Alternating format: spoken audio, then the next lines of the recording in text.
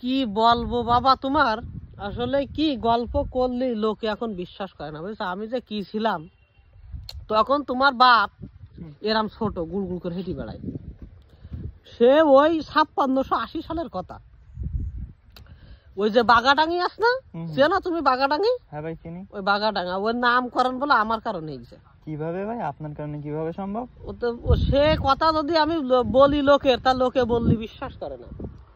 ওই বাগাডাঙ্গি এক সময় বাঘের চোটে লোকজন বসবাস করতে পারত না। মাই ছেলে বিলি নতুন যারা নতুন বিয়ে করেন, তো ওই বাঘে ঝোঁক ছিল নতুন বউকের পরে। নতুন বউগুলো ধীরে ধীরে রাত্রি নিয়ে চলে যেত, বাঘে খেয়ে ফেলেত। এখন তখন তো আমার এই শরীর দেহ ছিল, আর এই যে থাবা ভিকু গাড়ির মতো ছিল এক এক থাবা। তো আমার তখন ওই বাগাডাঙ্গির লোকজন আমার ধরলো যে বাপ তোমার ওই বাঘ মেরি তাড়াই দিতে হবে, তা নাহলে আমরা বসবাস করতে পারতেছি না। তা আমি বললাম আচ্ছা ঠিক আছে দেব। এইবার আমি গ্রামের লোকজনের কলাম তাহলে তোমরা কিছুদিন এই গ্রাম ছেড়ে একটু বাইরের গ্রামে থাকো। দুনিয়া এখন পৃথিবী বাবা, এসব গল্প যদি আমি করি লোকের সাথে, তা লোকে বিশ্বাস করে না। এই জন্য আমি এসব গল্প করতে চাইনি, কারণ নিজের দাম তো নিজে বাড়ানো যাবে না। আসলে ভাই যাবে কি, এই জন্য আমি এসব গল্প করতে চাইনি। লোকে বললে বিশ্বাস করে না, দুনিয়া এখন পৃথিবী বাবা।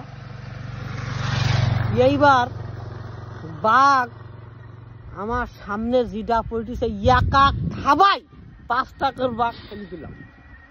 দিলি বাঘে গেল ভয় পেয়ে।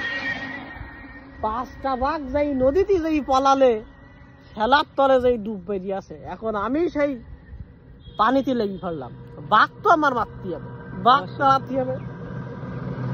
এইবার 4টি বাঘের ল্যাজ ধরি যখন ঘুরুই চাইলি দিলাম, জয়পুর বগুড়ায় যেই পড়লো। আর ওর মধ্যে একটা রুগা পাতলা ছোট মতো বাঘ, ও এসে আমার পা জড়াই ধরল।